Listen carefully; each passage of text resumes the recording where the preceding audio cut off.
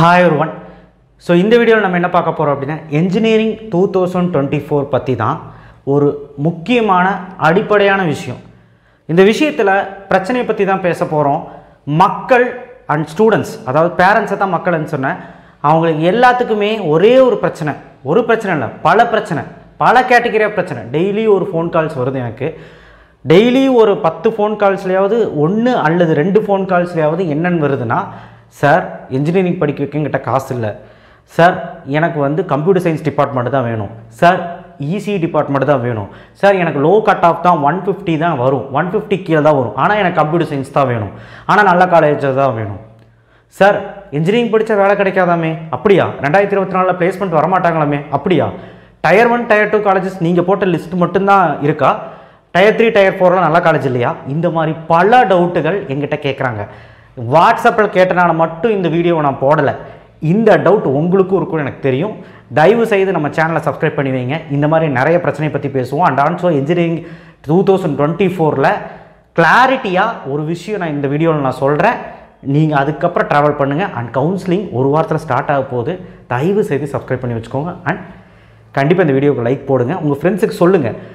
ஏழை மாணவர்கள் இன்ஜினியரிங் படிக்கக்கூடாதுன்னு யார் சொன்ன?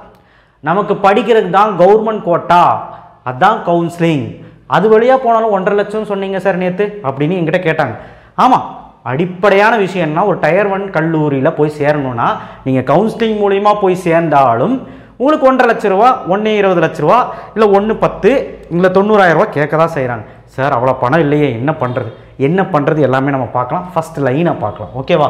ஸோ வீடியோ ஸ்கிப் பண்ண பாருங்கள். Engineering 2024 no job no placement, இது ஒரு பிரச்சனையாகவே போயிட்டுருக்கு. நான் என்ன சொல்கிறேன்னா, ஃபஸ்ட்டு ஜாப் கிடைக்கும்னா நல்ல காலேஜ், தரம் வாய்ந்த ஒரு கல்லூரியில் நீங்கள் படிச்சிங்க அப்படின்னா, அது டயர் 1 இருக்கட்டும், டயர் 2 இருக்கட்டும், டயர் 3 இருக்கட்டும், டயர் 4. டயர் 3, 4 லிஸ்ட்டு நான் இன்னும் போடலை, கண்டிப்பாக நான் போடுவேன். நீங்கள் கண்டிப்பாக வந்து பார்த்தீங்கன்னா பாருங்கள், ஓகேவா? ஸோ டயர் 3 டயர் 4 எல்லாத்துலேயுமே நல்ல கல்லூரியில் இருக்குது. லிஸ்ட் அவுட்டில் டயர் 3 டயர் 4 வரனால கல்லூரி நல்ல கல்லூரி அல்ல அப்படின்னு சொல்லிட முடியாது.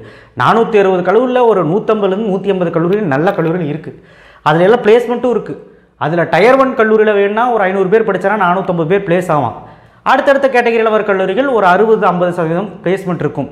எங்கே போனாலும் நமக்குன்னு தனியாக ஒரு ஸ்கில் இருந்தால் பிளேஸ் ஆகிடலாம். அதைத்தான் மாணவர்களும் சீனியர் சொல்கிறாங்க, ஒவ்வொரு காலேஜும் சீனியர்ஸும் சொல்கிறாங்க. ஸோ அப்போ நோ ஜாபுங்கிற யாருக்கு அப்படின்னா, ஸ்கில்லு நீங்கள் போய் டெவலப் பண்ணலை, நீங்கள் மனப்பாடம் பண்ணி தான் படிக்கிறீங்க, உங்களுக்கு எஃபிஷியண்ட்டாக ஒரு நாலேஜும் இல்லை, ஒரு ப்ரோக்ராமிங் கோடிங் நாலேஜ் இல்லை, ஒரு வெர்பல் திங்கிங் இல்லை, ஒரு லாஜிக்கல் திங்கிங் இல்லை, ஒரு ஆப்டிடியூட் டெஸ்ட்டில் எப்படி அணுகணும்னு தெரியல. இதெல்லாம் தான் பார்க்குறாங்க கம்பெனி. அகாடமியை தாண்டி பையன் என்ன பண்ணுறான்னு தான் பார்க்குறாங்க. ஸோ இதெல்லாம் இல்லைன்னா நோ ஜாப் நோ பிளேஸ்மெண்ட் அப்படிங்கிறது சொல்லிட முடியாது. எல்லா காலேஜ்லேயும் பிளேஸ்மெண்ட் கொண்டு வராங்க தான். ரொம்ப தரம் குறைந்த காலேஜில் மட்டும்தான் பிளேஸ்மெண்ட் இருக்காது. அதெல்லாம் தேடி கண்டுபிடிச்சி போய் சேர்ந்துடாதீங்க, ஓகேவா? சரி, அதனால் நீங்கள் இன்ஜினியரிங் 2024 போய் படிக்கலாமான்னு கேட்டால் தைரியமாக படிக்கலாம். அடுத்த பிரச்சனையை பார்க்கலாம். ஃபீஸ் சார் அதிகமான ஃபீஸ். நேற்றை பற்றி ஃபீஸை பற்றி போட்டேன்னா அந்த வீடியோ பார்க்கலாம், டிஸ்கிரிப்ஷன் பாக்ஸுக்கு பாருங்கள். ஃபீஸ் வந்து ஏறக்குறைய ப்ரைவேட் காலேஜில் எவ்வளோ, கவர்மெண்ட் ஏரியாவில் எவ்வளோ, கவர்மெண்ட் காலேஜ் எவ்வளோ, அப்புறம் வந்து ஃபீஸ் கம்மியான காலேஜ் எதுலாம் அப்படின்னு சொல்லி நம்ம நேற்று பார்த்தோம். ஃபீஸ் வந்து ஒரு பிரச்சனையே கிடையாது. நீங்கள் வந்து நல்ல கட் ஆஃப் வச்சுருக்கியா, டயர் 1 போய் சேரு, பெரிய காலேஜ் சேரு, அப்போ தான் உனக்கு எக்ஸ்போஷர் கிடைக்கும், அப்போ தான் உனக்கு நல்ல கம்பெனி வருவான். நல்ல கம்பெனி வந்துட்டாலே உனக்கு வந்து பிளேஸ் ஆயிடுவேன். ஒரு 4-4லேருந்து ஒரு 8 லட்சம் செலவு பண்ணுறத தப்புன்னு தான் சொல்லுவேன். சார் நீங்கள் சொல்லிடுவீங்க என்கிட்ட காசு வேணும்ல அப்படின்னு கேட்டால், நீங்கள் அதுக்கு தான் சொல்கிறேன், கவர்மெண்ட் கோட்டா வழியாக போனீங்கன்னா உங்களுக்கு எஜுகேஷன் லோன் போட்டுக்கலாம். எஜுகேஷன் லோன் எப்படி எடுக்கிறதுன்னு நான் வந்து தனித்தனி வீடியோவில் சொல்கிறேன். எஜுகேஷன் லோன் போட்டுருங்க, உடனே லோன் போட்டுருங்க. ஃபஸ்ட் இயரில் மட்டும் நீங்கள் ஃபீஸ் பே பண்ணுற மாதிரி இருக்கும். அதுக்கப்புறம் லோன் கிடைக்கிறது கொஞ்சம் டிலே ஆகும். அதனால் அடுத்தடுத்த வருஷங்களுக்கு லோன் போட்டுருங்க. லோன் வந்து கண்டிப்பாக ஒரு 5-4 லட்சம் வரைக்கும் கிடைக்கும் சில பேங்க்கில். ஸோ கண்டிப்பாக அந்த லோனை போட்டிங்கன்னா உங்களுக்கு வசதியாக இருக்கும். பையனே படித்து முடிச்சதுக்கப்புறம் கட்டிக்குவான். இது எல்லாத்துக்குமே தெரியும். எஜுகேஷன் லோன் போட்டுக்கோங்க. So don't worry about fees. நீங்கள் நல்ல காலேஜில் படிக்கணும், ஃபீஸ் ஆக தான் செய்யும். இது நான் அடித்து சொல்லுவேன். எல்லாருமே நல்லா இருக்கணும். ஏன்னா நிறைய பேர் என்ன சொல்கிறாங்கன்னா, ஏழை மாணவர்கள் வந்து இன்ஜினியரிங் படிக்கக்கூடாது, அவங்களுக்கு காசு இல்லை, பேசாம நீ வந்து ஆர்ட்ஸ் அண்ட் சயின்ஸ் போயிருப்பான்னு சொல்லிட்டு பக்கத்து வீட்டுக்காரங்க சொல்கிறாங்க, பெரியப்பா சொல்கிறாரு, சித்தப்பா சொல்கிறாருன்னு சொல்லுவாங்க. ஆனால் அப்படி கிடையாதுங்க. உங்கள் பையனை நீங்கள் படிக்க வைக்கணும்னு முடிவு பண்ணிட்டீங்கன்னா படிக்க வைங்க, எஜுகேஷன் லோன் போட்டு படிக்க வைங்க, சரிங்களா? ஏழை மாணவர்கள் எல்லாருமே படிக்கலாம். கவர்மெண்ட் காலேஜில் கவர்மெண்ட் கோட்டாவில் போய் படிக்கலாம், ஓகேவா? ஸோ ஃபீஸ் வந்து கண்டிப்பாக 1.5 லட்சம் வரைக்கும் வரும். ரெடி பண்ணி வைங்க. ஒரு பிரச்சனையும் இல்லை. அதுக்கப்புறம் பையன் சம்பாதிப்பான், நம்பிக்கை வைங்க. ஆனால் நல்ல கல்லூரியில் படிக்க வைங்க. அப்போ தான் நமக்கு முழு திருப்தியாக ஜாப் கிடைக்கும். அடுத்த low cut off problem. Low cut off யாருக்கு? 150 மார்க் கம்மி, 150 தான் வந்திருக்கு sir, low cut off sir.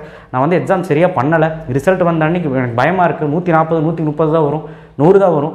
அவங்களுக்கான ப்ராப்ளம்ஸ் என்ன அப்படின்னா, நீங்கள் வந்து யோசிக்கவே வேண்டாம் தம்பிகளா. கோர் பிரான்ச்சஸை ட்ரை பண்ணுங்கள். சிஎஸ்சி பிரான்ச்சஸை ட்ரை பண்ணி டயர் 1 டயர் 2 டயர் 3 கல்லூரியில் போய் ட்ரை பண்ணிங்கன்னா கிடைக்காது. 3வது டயரில் இருக்க கல்லூரியே கிடைக்காது. ஏன்னா சிஎஸ்சி பிரான்ச்சஸ் தான் எல்லோரும் எடுப்பாங்க. அதை பற்றி நம்ம தனியாக ஒரு வீடியோ போடலாம். பட் நீங்கள் தயவு செய்து நான் சொல்கிறேன், கோர் பிரான்ச்சஸை ட்ரை பண்ணுங்கள். கோர் பிரான்ச்சஸ்னால் என்னென்னு அப்புறம் சொல்கிறேன். பிலோ 150 இருக்கிறவங்க எஸ்சி எஸ்சிஏ எஸ்டியாக இருந்தால், நான் இது வேறு நிறைய வீடியோவில் சொல்லியிருக்கேன், என்ன சீட்டு வேணாலும் கிடைக்கும், அவங்களுக்கு எந்த பிரச்சனையும் இல்லை. எபோவ் 150க்கு மேலே இருக்கிறவன் என்ன கம்யூனிட்டியாக இருந்தாலும், எம்பிசி பிசி ஓசி பிசிஎம் இல்லை எஸ்சி எஸ்சி எஸ்டி என்ன கம்யூனிட்டியாக இருக்கிறவனுக்கு ஏதோ ஒரு சீட் கிடச்சிரும். ஆனால் நல்ல கல்லூரியில் கிடச்சிரும், பயப்படவே வேணாம். ஆனால் கம்ப்யூட்டர் சயின்ஸுங்கிறது அடம் பிடிக்காதீங்க. 170க்கு மேலே இருக்கிறவன் ஓகே, நீ கம்ப்யூட்டர் சயின்ஸ் எடுக்கிறேன்னு எடுத்துக்கோ, ஈஸி எடுக்கிறேன்னு எடுத்துக்கோ, எல்லாருமே எடுக்கிறத எடுத்துக்கோ. ஆனால் 170 கீழே இருக்கிறோம் கொஞ்சம் யோசி. அந்த 150லேருந்து 170 யோசி. 150 கீழே இருக்கிறவன் பச்சையாக நான் சொல்கிறேன், நீ ட்ரை பண்ணுறது கோர் பிரான்ச்சஸ் ட்ரை பண்ணு. சிஎஸ்சி பிரான்ச்சஸ் வேணுன்னா மேனேஜ்மெண்ட் கோட்டாவில் தான் நீ போகணும். கவர்மெண்ட் கோட்டாவில் கிடைக்கிறது கஷ்டம், எல்லாருமே அதுதான் எடுப்பான். நான் சொல்கிறது நல்ல காலேஜில், ஓகேவா? சரி, லோ கட் ஆஃப் ப்ராப்ளமு. இப்போ அடுத்த விஷயங்கள் பார்த்தலாம். கோர் பிரான்ச்சஸ்னால் என்ன சார் அப்படின்னு சொல்கிறேன்னா, triple E, mechanical, civil, mechatronic, engineering, இந்த மெக்கானிக்கலில் ப்ரொடக்ஷன் இன்ஜினியர் இருக்கும், மெட்டலாஜிக்கல் இருக்கும், இந்த மாதிரி நிறைய கோர்சஸ் இருக்குது. ஸோ இதெல்லாம் கோர் பிரான்ச்சஸ், இது எடுங்க. இல்லையா அதர் சைடு எடுத்திங்கன்னா food technology, biomedical, medical electronics, biotechnology, இது யாருக்கா இன்ட்ரெஸ்ட் இருந்தால் எடுங்க, நல்ல காலேஜில் எடுங்க, ஓகேவா? பிலோ 150 இருக்கவங்க CSC, IT, CSBS, cyber security, ADS, AML, IOT, internet of திங்ஸ்ன்னு சொல்லுவாங்க, இசிஇ ரிலேட்டட் விஎல்எஸ்ஐ டிசைன் ஒன்று இருக்குது. இது எல்லாமே உங்களுக்கு கிடைக்கிறது கஷ்டம்தான், அதனால் வேண்டாம் அப்படின்னு ஒரு மனசை கொண்டு வாங்க. நீங்கள் கிடைக்கும் நம்பிக்கையில் இருக்காதீங்க. 150 கீழே இருக்கிறவங்க நம்பிக்கையே வைக்காதீங்க, நல்ல காலேஜில் கிடைக்காது. தரம் குறைந்த காலேஜில் வேணால் இருக்கும். நீங்கள் ஒரு 200வது 250 ரேங்கிங் கூட ஒரு காலேஜில் கண்டிப்பாக இருக்கும். நீங்கள் போய் எடுக்காது ஒன்று தான். சும்மா போய் 4 வருஷம் படித்து டிகிரி தான் கிடைக்கும், அவ்வளோதான், வேறு எதுவும் கிடைக்காது. Try tier 1 tier 2 colleges, core branches, அதை தான் இத்தனை நேரம் சொல்லிக்கிட்டு இருக்கேன். கோர் பிரான்ச்சஸை ட்ரை பண்ணுங்கள். டயர் 1 டயர் 2ல் கிடைக்காம போயிடுச்சுன்னா டயர் 3 டயர் 4ல் அட்டானமஸ் காலேஜாக ட்ரை பண்ணுங்கள். இதை தான் நான் சொல்லிக்கிட்டு இருக்கேன். டயர் 3 டயர் 4ல் அட்டானமஸ் காலேஜாக ட்ரை பண்ணுங்கள். அட்டானமஸ்னால் என்னென்னு நான் வீடியோவில் தெளிவாக சொல்லியிருக்கேன், நம்ம வீடியோவில் எடுத்து பாருங்கள். அட்டானமஸ் காலேஜில் ட்ரை பண்ணுங்கள், என்ன பிரான்ச் இருந்தாலும் ட்ரை பண்ணுங்கள். சிஎஸ்சி நான் ட்ரை பண்ண வேணான்னு சொல்ல, சிஎஸ்சி சாய்ஸ் ஃபில்லிங்கில் வைங்க, கிடைச்சா கிடைக்கட்டும். ஆனால் கூடயே கோர் பிரான்ச்சஸும் வைங்க. நான் சாய்ஸ் ஃபில்லிங் எப்படி பண்ணணுங்கிற தனி வீடியோவில் சொல்கிறேன். இது எடுக்கணும் இது எடுக்க வேண்டாங்கிற சொல்கிற அதிகாரம் எனக்கு கிடையாது.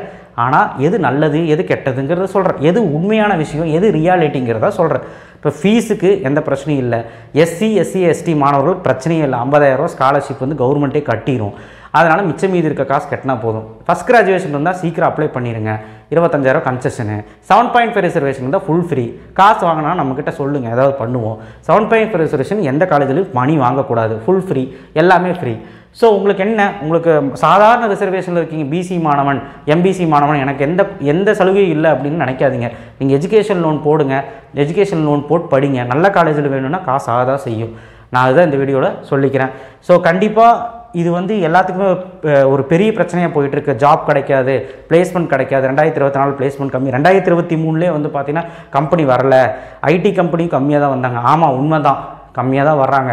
நான் அதனால தானே சொல்கிறேன், கம்ப்யூட்டர் சயின்ஸ் நம்பி போக வேண்டாம்.